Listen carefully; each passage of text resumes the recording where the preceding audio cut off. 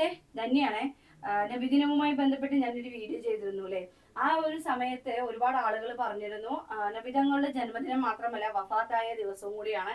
ആ ഒരു മരണ ദിവസം ആഘോഷമാക്കുകയാണോ നിങ്ങൾ ചെയ്യുന്നതെന്ന് ചോദിച്ചു. ആദ്യം തന്നെ ഞാൻ പറയണ, ഇസ്ലാം മത വിശ്വാസികൾക്ക് ഒരാൾ മരിച്ചു കഴിഞ്ഞാൽ 3 ദിവസത്തിൽ കൂടുതൽ ദുഃഖാചരണം പാടില്ല എന്നതാണ് എനിക്കറിയാൻ സാധിച്ചത്. എന്തെങ്കിലും തെറ്റുണ്ടെങ്കിൽ നിങ്ങൾ താഴെ കമന്റ് ഇടുക.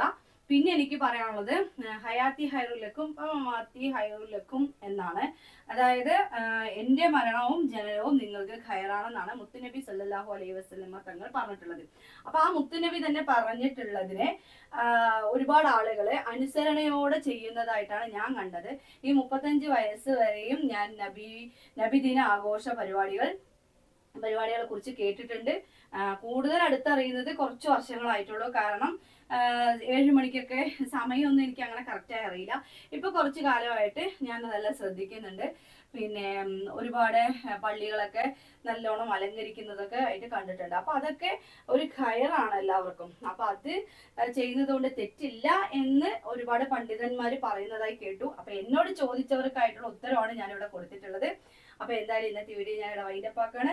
എന്തെങ്കിലും മിസ്റ്റേക്കുകൾ ഉണ്ടെങ്കിൽ താഴെ കമന്റ് ചെയ്യുക. നാക്കൊക്കെ ഉളറിക്കൊണ്ട് പോകണം. ശരി എന്നാ.